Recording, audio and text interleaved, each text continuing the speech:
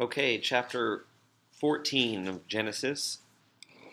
Abraham and Lot just separated, and there's a shift here in the narrative from a personal story of Abraham and his family back to kind of geopolitical machinations here. A lot of names that you're not going to recognize, and that I don't either. Um, but it ends with a very mysterious and beautiful and sort of open episode with the priest of Melchizedek. Do you know that name, Melchizedek? Some some of you heard that before. It's in the book of Hebrews, and Hebrews is all about how Jesus is our high priest, and in the sense that Jesus is the one who makes the sacrifice that draws us close to God, right? That's what the sacrifices were for. God said, "You can't come near me without a sacrifice," and so the priests offered sacrifices which would allow people to come near to the presence of God. And Jesus is our high priest. He makes the sacrifice of himself, and through that sacrifice, we become one. We draw near into relationship with God. And anyway, so the book of Hebrews, the author, by the way, we don't know who wrote Hebrews. That's in the New Testament. Uh, the author's unnamed. Develops the image of Christ and priest, and he says that Christ is a priest not after Aaron, Moses' brother, who's the high priest in Exodus, but that Jesus is a high priest in the order of Melchizedek. And Melchizedek is only mentioned twice in the Bible, once here and once in the Psalms. And he is the high priest of, it's called Salem, but it's Jerusalem.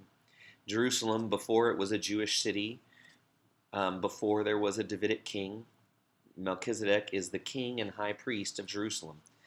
He's not a major character. He's just this figure who steps onto the scene for, I think, one or two verses and then steps away. But that's what Hebrews says. Jesus is a priest after his order. In other words, it's an eternal priesthood, not a priesthood, because, right, he wants to distinguish Jesus' priesthood from the Aaronic priesthood, where you had to make sacrifices over and over and over again and slaughtering animals. So he wants us to see Jesus as a priest, but of a very different nature from the traditional temple priests. Anyway, does that make sense? Some sense. I know it's maybe a little strange, but that's what's going to be happening here. So, chapter 14. At this time, Amraphel, king of Shinar, Arioch, king of Elasar, Kedorlaomer, king of Elam, and Tidal, king of Goim, went to war against Bera, king of Sodom. And you know Sodom.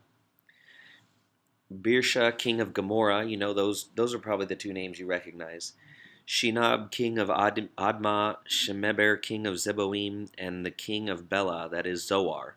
All these latter kings joined forces in the valley of Siddim, the Salt Sea. That's the Dead Sea. For 12 years they had been subject to Kedorlaomer, but in the 13th year they rebelled. In the 14th year, Kedorlaomer and the kings allied with him went out and defeated the Rephaites in Ashtaroth, Karnaim, the Zuzites in Ham, the Emites in Shavah, Kirathaim, and the Horites in the hill country of Seir, as far as El Paran near the desert. Just a bunch of ancient geography and these kings of cities fighting against each other. It probably looked a whole lot like the Middle Ages, where you had these little small kingdoms or city-states like Athens, or city-states grew up with their kings, and they would all vie and fight each other for territory and control and preeminence. Who's got the greatest city. That's what's going on here. And so then they turned back and went to En Mishpat, that is Kadesh, and they conquered the whole territory of the Amalekites as well as the Amorites who were living in Hazazon Tamar. Then the king of Sodom, the king of Gomorrah, the king of Admah, the king of Zeboim, and the king of Bela, that is Zoar, marched out and drew up their battle lines in the valley of Siddim against against Kedorlaomer, king of Elam, Tidal, king of Goim, Amraphel, king of Shinar, and Arioch, king of Elasar, 4 kings against 5. Now the valley of Siddim was full of tar pits, and when the kings of Sodom and Gomorrah fled, some of the men fell into them, and the rest fled to the hills. The 4 kings seized all the goods of Sodom and Gomorrah and all their food. Then they went away. They also carried off Abram's nephew Lot and his possessions, since he was living in Sodom. That's now why this is relevant, right? We were just following Abraham, and he had just separated from Lot, and Lot went to settle in Sodom, and Abraham went his own way. And now we hear about these fighting kings, and as a result of all this fighting, Lot has got himself captured, in trouble. All right, verse 13. One who had escaped came and reported this to Abram the Hebrew. Now Abram was living near the great trees of Mamre the Amorite, a brother of Eshcol and Aner, all of whom were allied with Abram. When Abram heard that his relative had been taken captive, he called the trained men born in his household and went in pursuit as far as Dan. During the night Abram divided his men to attack them, and he routed them, pursuing them as far as Hobah, north of Damascus. He recovered all the goods and brought back his relative Lot and his possessions, together with the women and the other people. After Abram returned from defeating Kedorlaomer and the kings allied with him, the king of Sodom came out to meet him in the valley of Shaveh, that is, the king's valley. Now, I'm going to stop there. Remember I said, you often see Abraham depicted as kind of a wandering shepherd, because he's traveling through the desert with his family, and you see these kind of romantic, picturesque. He's just this little band, he and his family, striking out. It's almost like a scene from a Western or something. But based on this passage, what we see is that Abram was a very powerful warlord with a lot of military might at his disposal. In other words, he was able to defeat a king who had conquered the king of 4 other cities, right? So Abram is not, he's not kind of a lonely little band, just he and his family wandering through the desert seeking God. He is a potent, wealthy warlord. And people often don't realize that about him, because they don't. This is not a very widely read text here. People skip this part, but it's interesting. And he goes and he rescues his nephew and takes back all the spoils that this great king has taken. And then we'll see. Here's what happens next is what we discussed. We're about to meet Melchizedek. Verse 18.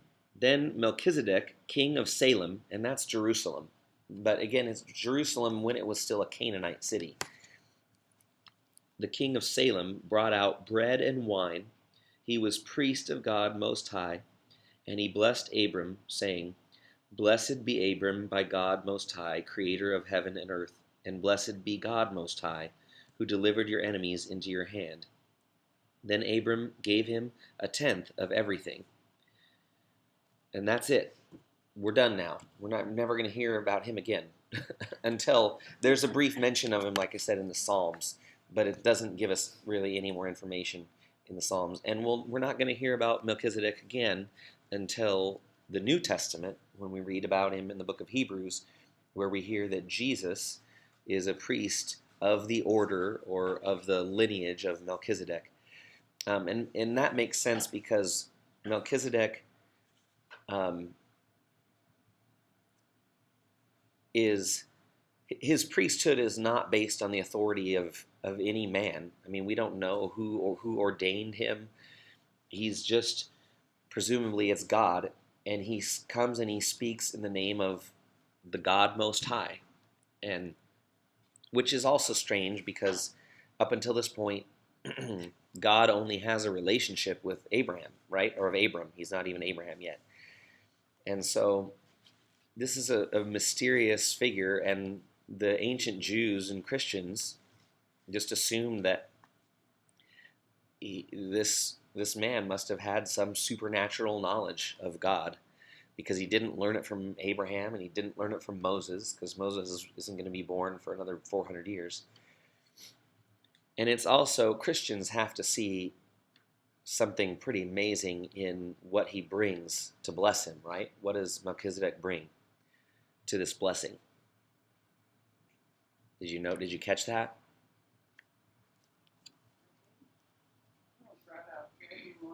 Bread and wine, which is what we use for communion, right? So he serves the Eucharist here in Genesis. Now, no one knew it was the Eucharist, but it's very difficult not to see the parallels between Melchizedek and Jesus. A priest who comes in the name of the God Most High, blesses Abram, and serves him bread and wine. And those are, especially wine.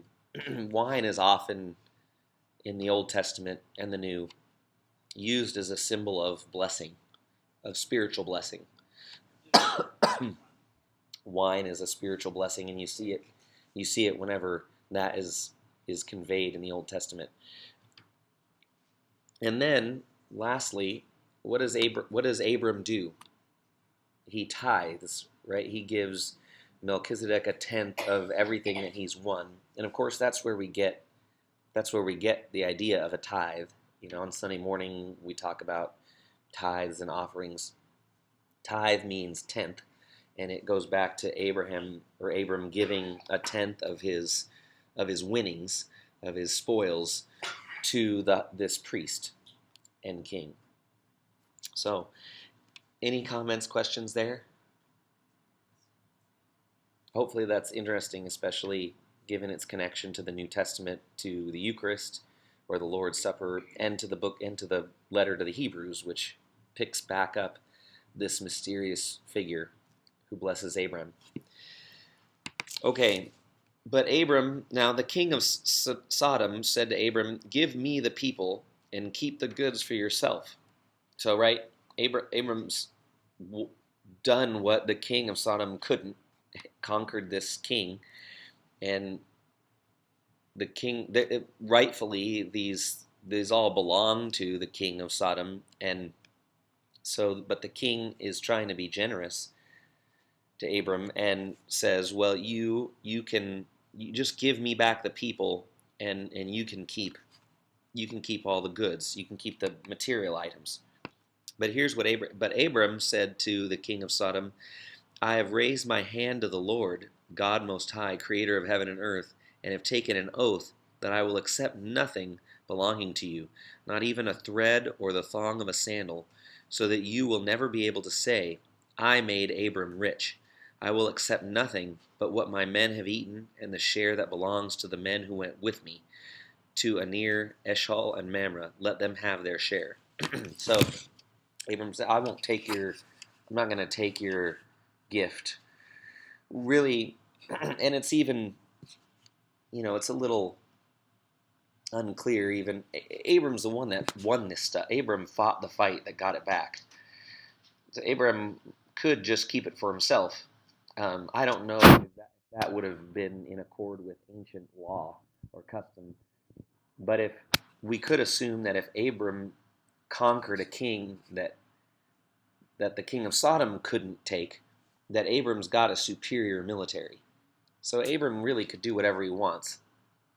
But going back to the context of this narrative, remember what we're doing. We're telling the story of, well, originally, let's do big picture, right? We had God created humanity in his image, a creature meant to be divine or to reflect the glory, holiness, goodness, love of the divine, but that creature continues to fall short of that purpose, and humanity just sort of degenerates.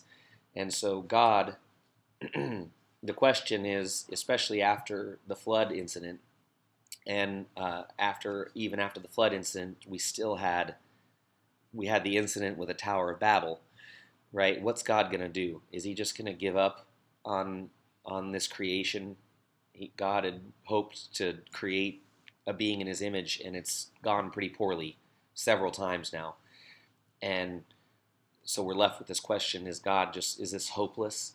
And the answer is that God is going to take Abram and start to do something to redeem the race of humankind through Abram. And then zoom in a little bit. So God's taken Abram and is going to do something to redeem humanity. And the first step is to say, I'm going to make you, Abram, into a great nation. But there's a problem, right? One, Abram is old, and so is his wife, can't have any children. And so God is working his plan, but there are these obstacles, right, to the plan. The first obstacle is that human beings just turn out to be not everything they're cracked up to be. The second obstacle is Abram's age and Sarah's age and her childlessness. And then the third obstacle is that the land that God has promised to Abram is not empty, it's occupied. So you've got the broader context of God trying to redeem humanity, and then God making this promise to Abram. But now there's all these obstacles. And if we were Hollywood producers, right, we're making a movie here, you've got a vision, you've got a dream, but you've got these obstacles. And the question in our minds is, well, how is God going to overcome all these problems? How is God going to overcome humanity's constant rebellion? How is God going to overcome Abram and Sarah's childlessness? How is God going to deal with all these Canaanite people who are constantly fighting each other? So that's the story we're in now. And the narrator of this story wants us to know here one thing, which is that Abram's got to owe nothing to any of these Canaanite people. God is going to make his promise come true through God's power alone, right? It's not going to be dependent on these wicked Canaanite kings. And that's why Abram won't accept anything from him, right? That's why Abram says, no, I'm not taking anything from you. I am going to trust God to bring about his promise, and I'm not going to rely on you. I'm going to rely on God alone. And that's why Abram turns him down. It's not just pride, right? That might have been part of it. Abram was a human. Maybe Abram was somewhat proud. But the deeper reason is that Abram is here trusting that God is going to do what God said and doesn't need help from these wicked kings, right? Does that make sense? Okay. Verse 15, we're going to have, this I think is the second or third repetition of God's promise. So this is a big deal. And the whole story, actually, the whole Pentateuch, the whole Genesis, Exodus, Leviticus, Numbers, and Deuteronomy is all the story, right, of this promise. God promises Abraham, I will make you a great nation. How is that going to come true? And there's all these obstacles, and there's more obstacles to come, right? We'll see. Well, and that was the whole tension, right? Maybe I didn't mention this. Remember the scene where Abram goes to Egypt and lies and says Sarah's his sister, and then so Pharaoh takes Sarah. Well, the promise is that I will make you a great nation through Sarah. Like Sarah is going to give you a son, and through that son there will be a great nation. Well, if Abram loses Sarah, then the promise can't come true. And I want to set this up now and maybe I should have done it before, but that's what's the whole narrative of Genesis is about, that promise and all the obstacles. So God has a plan, but human beings keep throwing monkey wrenches into the plan, right? And those monkey wrenches are disobedience, other kings, all these problems sort of start standing in the way of the fulfillment of this promise. And that's the whole story. It's how, we can think of our own lives like this too. People are often, people who think about God and are sort of spiritually minded, they think, well, what is the relationship between God's will and human freedom, right? God has a plan, God has a will, God has a promise, that something that God is doing. And what about us? Are we just automatons? Are we just machines? What if we don't cooperate with the plan? And Genesis, in a sense, gives us an answer to that question, which is that yes, God has a plan, and yes, that plan is going to come true no matter what. I mean, God is going to make a nation out of Abraham no matter what anybody does. So in a way, in the grand scheme, God has a plan, and nothing we can do can stop it. But we do have freedom, and we do make choices, and those choices shape how the plan comes true, right? So it's almost as if God sets the destination way out there and says, this is where we're going. But how we get there is shaped by human freedom. And that's exactly what you see in the book of Genesis. The promise is Abraham is going to be a great nation in Israel, in the land. How we get there is shaped by all these human choices and human freedom and interaction. So anyway, my point is just that Genesis paints a very vivid picture of how God's sovereign will relates to human freedom. And for me, it's in a very comforting way, because Genesis, the way Genesis tells the story, in a sense, everything that matters is determined. God is going to do what God wills. But we still have, it's not as if we're all slaves or we don't have any choices. Our freedom plays a part in that. So, does that make sense? Yeah. All right. So here, chapter 15. After this, the word of the Lord came to Abram in a vision. Do not be afraid, Abram. I am your shield, your very great reward. But Abram said, O sovereign Lord, what can you give me, since I remain childless, and the one who will inherit my estate is Eliezer of Damascus? See, now there's a promise, but there's this tension. There's a problem, right? And Abram here is expressing some very human doubts. God, I hear what you're saying. The words are coming out of your mouth, but I don't see how you're going to do it. I don't get how this is going to come true. And Abram said, You have given me no children, so a servant in my household will be my heir. Then the word of the Lord came to him.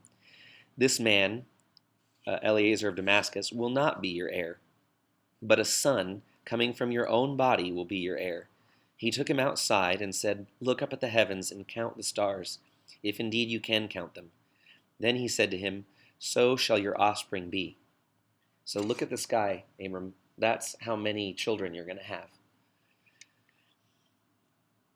Abram believed the Lord, and he credited it to him as righteousness. It's a famous line. Paul quotes that in Romans. Abraham believed God, and it was credited to him as righteousness. So the faith is what justifies us. Faith is the main thing. Trusting God. He also said to him, I am the Lord who brought you out of Ur of the Chaldeans to give you this land to take possession of it. But Abram said, O sovereign Lord, how can I know that I will gain possession of it? See, again, Abram's human. I don't see how this is going to happen, God. There's some doubts. And that's just another point I think worth making pastorally. Abram is, there's no greater figure in the whole Old Testament, right? Abram's a great man. We wouldn't be here if it wasn't for him. he is our forefather. He is the founder of Judaism. He's the founder. He's the father of Jesus, the great great grandfather. Um, but here, his faith is mingled with doubt. Right? His faith isn't perfect. It's not as if Abram doesn't have doubts like we do, and so it's human to doubt, is what I'm saying. If anyone worries that, well, I don't know if my faith is good enough because sometimes I doubt. Well, I don't know. So did Abraham, and Why would we be able to do better than him? So I think it's comforting that Abram shows these misgivings. And so the Lord said to him, this is verse 9, "Bring me a heifer, a goat, and a ram, each 3 years old, along with a dove and a young pigeon." Abram brought all these to him, cut them in two, and arranged the halves opposite each other. The birds, however, he did not cut in half. Then birds of prey came down on the carcasses, but Abram drove them away. As the sun was setting, Abram fell into a deep sleep, and a thick and dreadful darkness came over him. Then the Lord said to him, "Know for certain that your descendants will be strangers in a country not their own, and they will be enslaved and mistreated 400 years. But I will punish the nation they serve as slaves, and afterward they will come out with great possessions. You, however, will go to your fathers in peace, and be buried at a good old age. In the 4th generation your descendants will come back here, for the sin of the Amorites has not yet reached its full measure." When the sun had set and darkness had fallen, a smoking firepot with a blazing torch appeared, and passed between the pieces.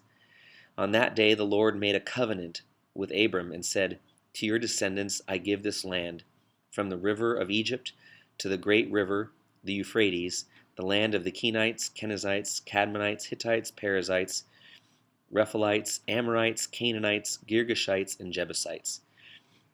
So this, there's a scene of sort of a sacrifice, a ceremonial ratification of the covenant.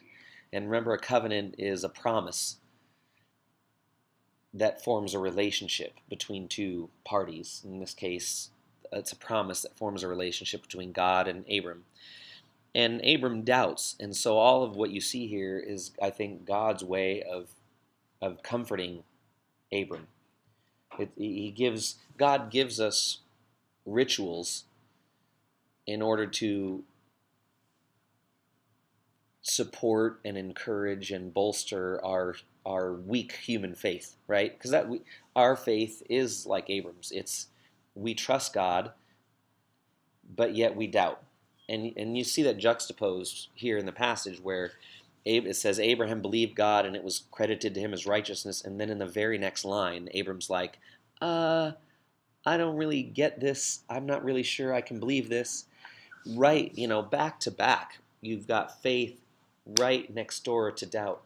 And so God's response is, let's do this. Let me show you. And so God gives him this ritual. And that's, why do we need to sing songs every Sunday? Why do we need to worship every Sunday? Why do we need to do communion? Why do we need to do... Well, God doesn't need our worship. God doesn't need us to do communion. We need it because our faith is weak. And so just as God provides this ritual for Abraham, so God provides rituals for us, right? Because we're no better and no worse than Abram. And you see prefigured here, predicted the whole Exodus story, right? That's what's referred to in, they'll be slaves, enslaved. God's saying, God is prophesying the whole story of the Exodus here. And the reason is not very satisfying, at least not to most modern people. But what's the reason? Why is there a delay in God's plan? Why is it going to take 400 years before Abram's descendants are going to live in the land? Did you catch the reason? It's almost funny. To me, it's almost funny, but I've got an odd sense of humor. See if you can spot why does this 400 years of slavery have to happen?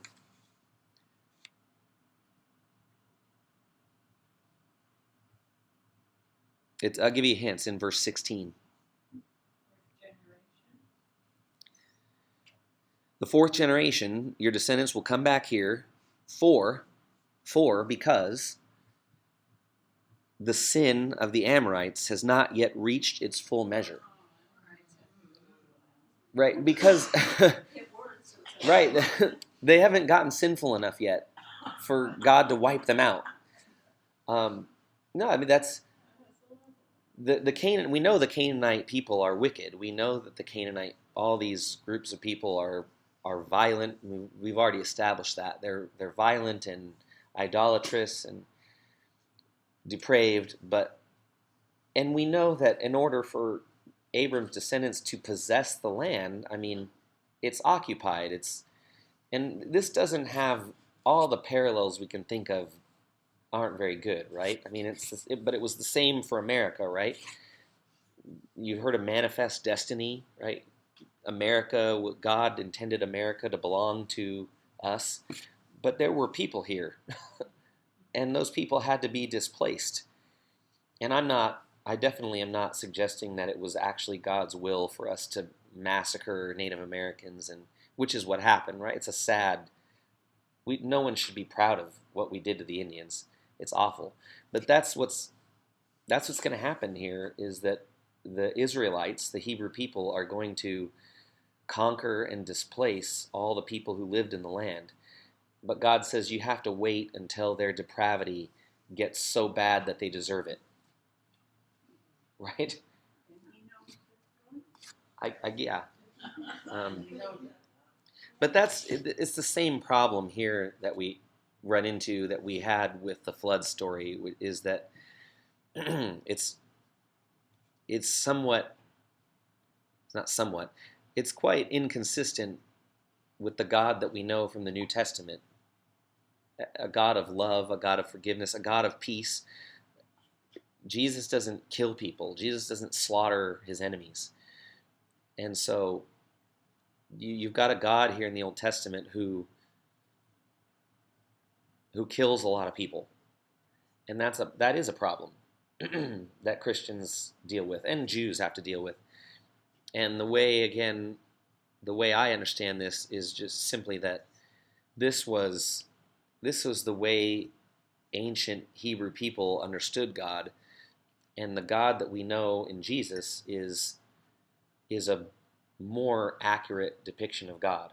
In other words, I don't think God really and truly murdered the population of the world, or I just refuse. I can't believe in a God that would kill babies, which is what happens when Israel conquers the land. They exterminate the Amorites. They kill them, men, women, children, and I refuse to believe in a God who would will the murder of women and children. But this is an ancient text, and this is their understanding of who God was, and the big picture, which is that God is creating out of Abraham a nation that will redeem humanity. That's true. That's what's going on here. And yes, it involved a lot of killing, but I don't believe that was God's will. Any questions or comments here?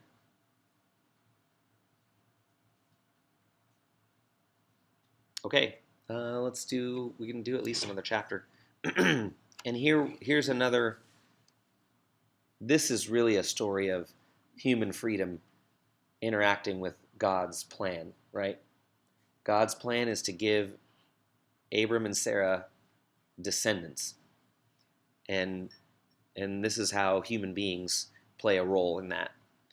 Now, Sarai, because she's not Sarah yet, now Sarai, Abram's wife, had borne him no children, but she had an Egyptian maidservant named Hagar.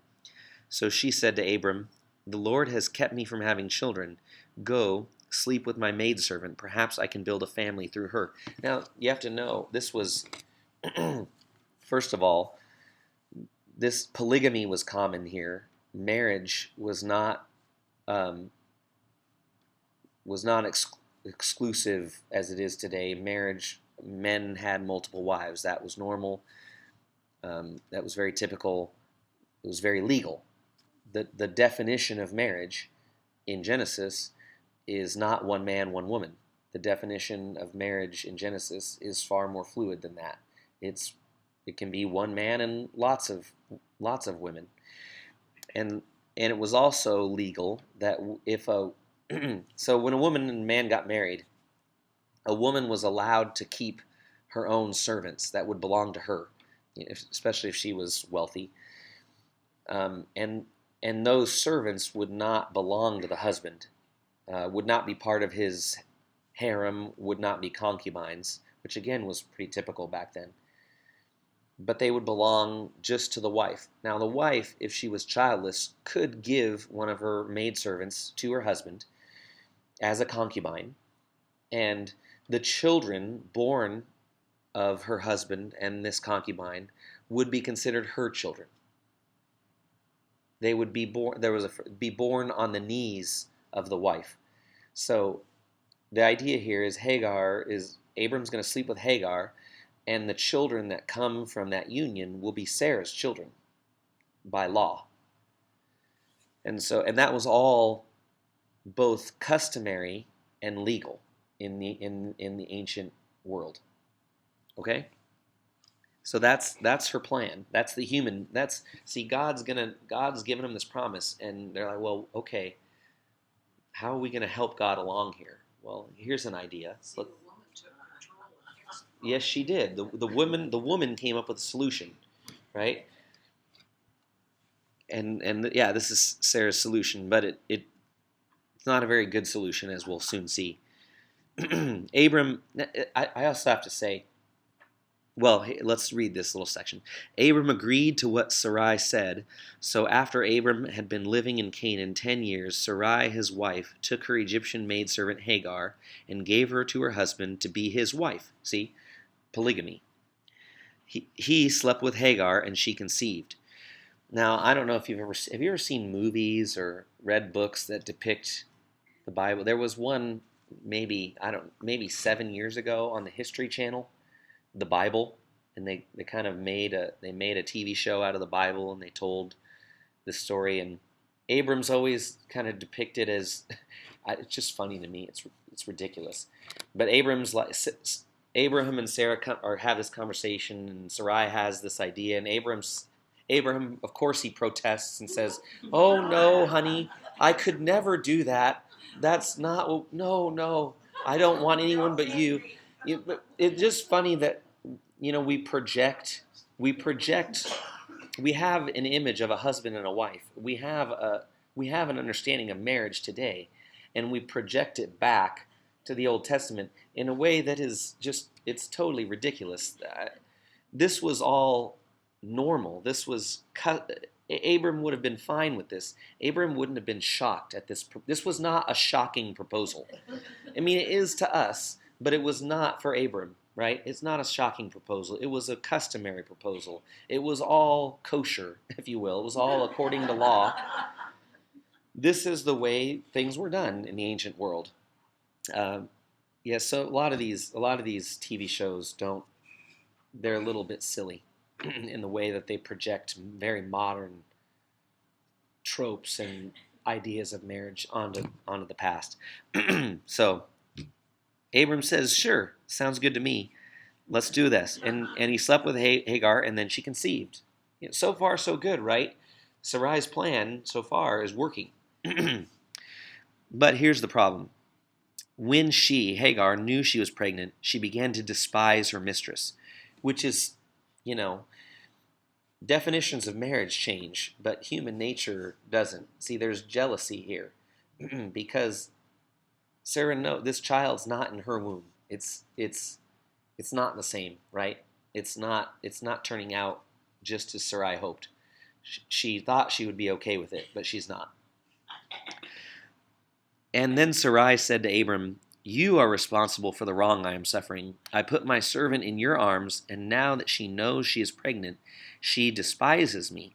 May the Lord judge between you and me." Now, we don't know. The text doesn't tell us if this is true or not.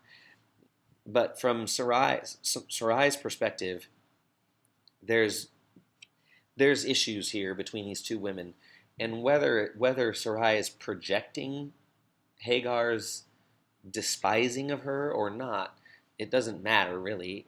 Sarai feels it, and that's how it is sometimes, right? When we're feeling jealous of somebody, we interpret that person's actions very negatively, right? This is just human beings, and that's and so Sarai comes to Abram, and Abram, that it would have been his job as a head of the household and the husband of all these wives to make justice.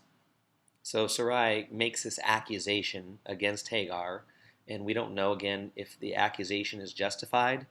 Did Hagar really is Hagar really thinking, well, I'm bearing his child, so I'll replace Sarai. I'll become the favored wife. We don't know if that's true, but Sarai feels it. And so here's what happens next. Verse 6, your servant is in your hands, Abram said. Do with her whatever you think best. Then Sarai mistreated Hagar, so she fled from her. Sorry, excuse me. Now, it seems to me that the narrator of this story is pretty sympathetic to Hagar. Sarai doesn't come off looking good. She comes off looking jealous, and what she does to Hagar is pretty harsh and cruel. Then Sarai mistreated Hagar, so she fled from her. So Sarai drives her off. Then the angel of the Lord found Hagar near a spring in the desert. Now, the angel of the Lord here, we think of angels as separate beings, heavenly beings created by God to do his bidding. They're kind of intermediary creatures. But in Genesis, the angel of the Lord is often a euphemism, or angel means message or messenger, and the text switches back and forth between describing the angel of the Lord as an angel of the Lord and the Lord himself. My point is just that the angel of the Lord here is just actually another word for God himself, but it's the way God appears when he deals with people is as this angel. So you think of the angel of the Lord as kind of the anthropomorphic version of God, or the aspect of God's self that God uses to interact with human beings. In a way, it does, for Christians, you kind of see here a prefiguring of Jesus, that God has a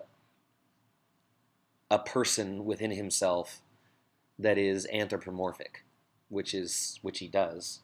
That's his son. So anyway, that when you see angel of the Lord, know that we're not here in Genesis, we're not talking about the kind of angels that we see in the New Testament that appear to Mary, for example, or the angels that we typically think of in our culture as separate beings that are intermediaries. This angel of the Lord is sort of an aspect of Yahweh himself. So the angel of the Lord found Hagar near a spring in the desert. It was the spring that is beside the road to Shur. And he said, Hagar, servant of Sarai, where have you come from, and where are you going? I'm running away from my mistress Sarai, she answered. Then the angel of the Lord told her, go back to your mistress and submit to her. The angel added, I will so increase your descendants that they will be too numerous to count. So how does God deal with the monkey wrenches that human freedom throw into his plan? Well, here God takes those human acts of freedom and incorporates them into his plan. He weaves them together. Words, he makes human decisions part of his plan, even when they're not good, right? Even when they're cruel, even when they're disobedient. Because the text does see what Sarai and Abram do here is sort of the narrator doesn't judge it and say, and Sarah and Abraham sinned, but it definitely depicts this choice to have a child through Hagar as less than obedient, as less than faithful, right? Because this is a decision born out of distrust. Sarai doesn't see how God's going to make this promise come true, so she takes matters into her own hands. So in a sense, this choice is a choice of a lack of faith. But so you have to see this episode as an act of human freedom that is in some sense negative, is not totally faithful or obedient. But yet God very mercifully weaves this choice into his plan in a way that still will bless Hagar, right? So I don't know. I just find it very beautiful and comforting the way Genesis tells these stories that take our human freedom and even our bad choices, and God can use even our bad choices to weave together something good, and good not just for Abram, but good for Hagar too, right? Hagar is incorporated into God's plan in a way that blesses her. I don't mean to second guess God, but it seems to me if God made his covenant with Abram, but he never spoke to Sarai. So if he had ever spoken to Sarai the way and made the covenant with the two of them, but he made his covenant with Sarai through Abram, and she didn't have the feeling of that covenant the way Abram would have. Yes, that's a fair point. And lots of great Bible scholars have said the same thing. So you count yourself well in your own way. You're a good Bible scholar. We need to think of God in feminine terms. Yeah, no, but your point is well taken, and many great Bible scholars and theologians have made the same point, and it's very fair that look, God came to Abram and showed him the stars, and didn't maybe include Sarah, and so maybe it was an oversight on God's part. If God had been more clear and involved the wife in the decision making process, then this mistake or this choice of little faith would not have happened. But it did, and God still used it, this choice of little faith, to do his will. Let's finish the chapter before we go. So God sends her back, says, "Go back, and I'll make you a great nation too." And that is not small. That is huge. That God would then, because of this poor idea, this act of doubt, that God will make a covenant with Hagar now, a covenant that is similar to the covenant that he's made with Abram. It's not, Hagar's children aren't going to be the chosen nation that God uses to redeem humankind, but God is going to make an analogous promise and covenant with Hagar, all because Sarai couldn't quite trust, and that's huge. So the angel of the Lord said to her, "You are now with child, and you will have a son. You shall name him Ishmael, for the Lord has heard your misery. He will be a wild donkey of a man. His hand will be against everyone, and everyone's hand against him, and he will live in hostility toward all his brothers." She gave this name to the Lord, who spoke to her, "You are the God who sees me." For she said, "I have now seen the one who sees me." Now, so Hagar is given, as a result of all this, a vision of God and a relationship with God. And God has seen her, and she has seen God. That is why the well was called Bir Lahai Roi. It is still there, between Kadesh and Bered. So Hagar bore Abram a son, and Abram gave the name Ishmael to the son she had born. Abram was 86 years old when Hagar bore him Ishmael. All right, we'll close there. We're out of time, and we'll pick up at chapter 17 next week. We made some good progress. Thanks, everyone.